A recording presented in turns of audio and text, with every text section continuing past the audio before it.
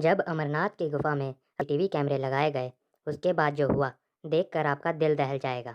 अमरनाथ की गुफा ऐसी रहस्यमयी जगह है कि आज तक वैज्ञानिक भी इस बात का पता नहीं लगा पाए हैं कि अमरनाथ गुफा में बना बर्फ का शिवलिंग आखिर कैसे संभव है। हर साल अमरनाथ मंदिर केवल 2 महीने के लिए ही खुलता है और बाकी पूरे साल बंद रहता है। अमरनाथ से जुड़े कई ऐसे रहस्य हैं जिसके बारे में आज तक किसी को मालूम नहीं पड़ा, लेकिन इस बात से कोई नकार भी नहीं सकता है कि कोई शक्ति तो है जो इस संसार को चला रही है। जहाँ स्वयं महादेव का वास हो, वहाँ चमत्कार होना तो स्वाभाविक है।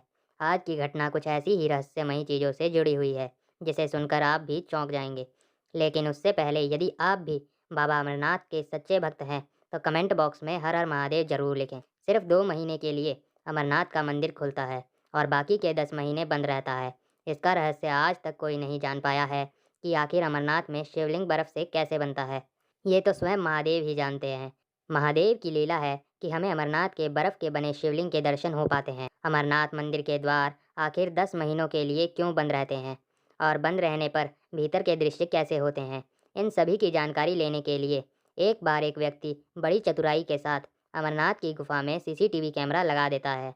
उस व्यक्ति का नाम महेश था और वह जम्मू का मूल निवासी था। उसने चोरी से अमरनाथ गुफा में सीसीटीवी कैमरा तो लगा दिया था, लेकिन उसे डर भी था कि कहीं किसी ने देख लिया तो बहुत बड़ी आफत आ जाएगी। मंदिर बंद होने में अभी 3-4 दिन बाकी थे। इन 2 महीनों में अमरनाथ में भयंकर भीड़ होती है क्योंकि भक्त केवल यही 2 महीने यानी कि जुलाई और अगस्त में ही अपने महादेव के दर्शन कर पाते हैं। देखते ही देखते मंदिर का द्वार बंद होने का समय आ गया। मंदिर के पास कई साधु ध्यान में लिप्त होकर साधना करते रहते हैं। उनमें से एक साधु आखिरी दिन बाबा अमरनाथ की गुफा में चले गए। महेश बैठे बैठे इन सभी घटनाओं को होते हुए देख रहा था। मंदिर का दरवाजा बंद करने का समय हो गया था।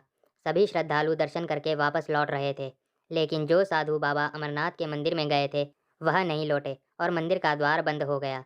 पहले तो महेश ने सोचा कि जाकर मंदिर के पुजारी से यह बात कहे, लेकिन फिर वह यह सोचकर चुप रह गया कि उसके द्वारा सीसीटीवी कैमरा लगाने की बात किसी को पता चल गई तो उसके साथ अनर्थ हो सकता है। इसलिए महेश चुपचाप अमरनाथ गुफा के अंदर होने वाले सभी गतिविधियों पर नजर रख रहा था। मंदिर के द्वार बंद होने के करीबन 6 दिन बाद महेश ने साधु को दोबारा देखा। साधु महादेव के शिवलिंग के ठीक पास में बैठे ध्यान कर रहे थे।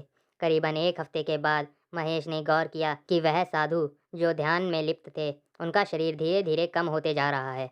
महेश ने सोचा कि कुछ नहीं खाने पीने के कारण साधु कमजोर होते जा रहे हैं, इसलिए शायद उनका शरीर कम नजर आ रहा है।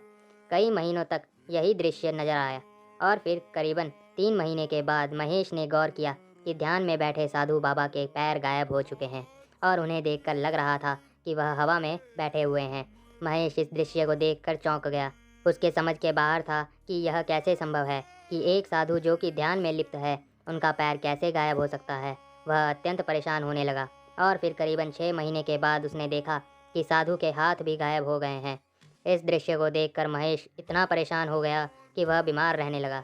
देखते ही देखते 1 वर्ष पूरा होने वाला था और अब 10 दिनों में फिर एक बार अमरनाथ मंदिर खुलने वाला था। तब उस वक्त महेश ने एक और दृश्य देखा। जो साधु पिछले 1 साल से ध्यान में बैठे हुए थे, वह धीरे धीरे करके गायब हो गए। हैरान परेशान होकर महेश मंदिर के पुजारी के पास गया और उन्हें सभी बातों के बारे में सच सच बताया। पुजारी ने फिर महेश से कहा, यह साधु कोई आम साधु नहीं है, वह इस धरती पर महादेव के रूप में है और यह महादेव के ध्यान के द्वारा लुप्त हो चुके हैं और सिद्ध अवस्था के रूप में पहुंच चुके हैं, जहां का मनुष्य जीवन से कोई वास्ता नहीं रखता। केवल वे और उनके महादेव वहां रहते हैं।